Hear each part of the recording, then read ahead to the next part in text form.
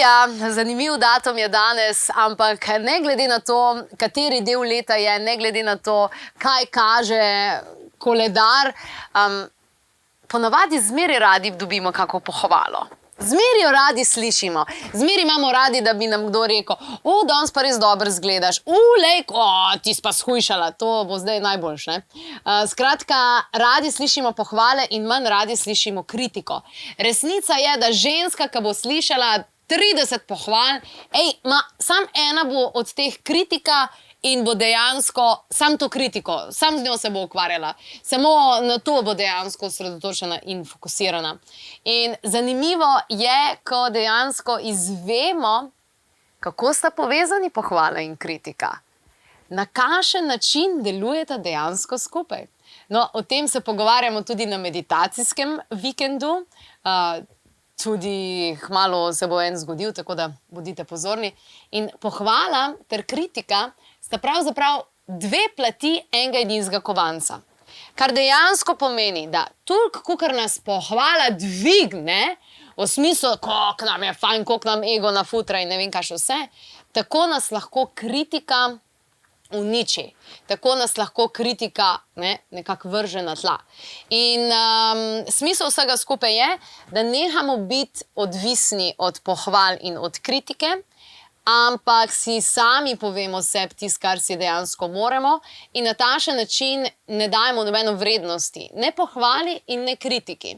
Ker, kot smo rekli, dve iste stvari, en kovanc brez veze, zakaj bi bili torej osredotočeni in fokusirani na to. In le to zgradimo na takšen način, da imamo dober odnos s samim sabo, da poznamo svoje prednosti, da poznamo svoje slabosti. Jaz vsak dan kaj znova odkrijem vse. In prednosti in dejansko slabosti.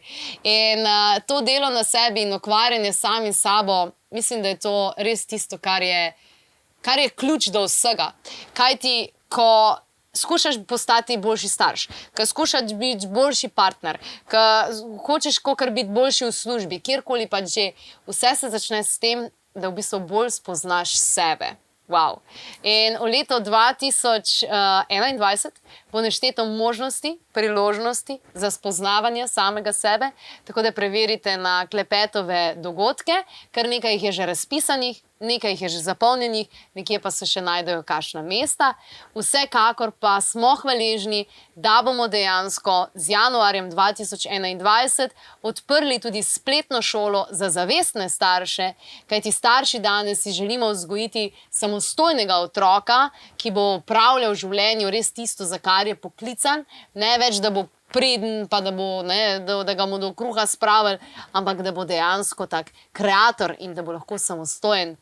In za ozaveščene starše, ki res vzgajajo otroke drugače oziroma jih moramo vzgajati drugače, glede na to, kakšni časi so, vse bo bistveno drugače, kot je bilo v našem času.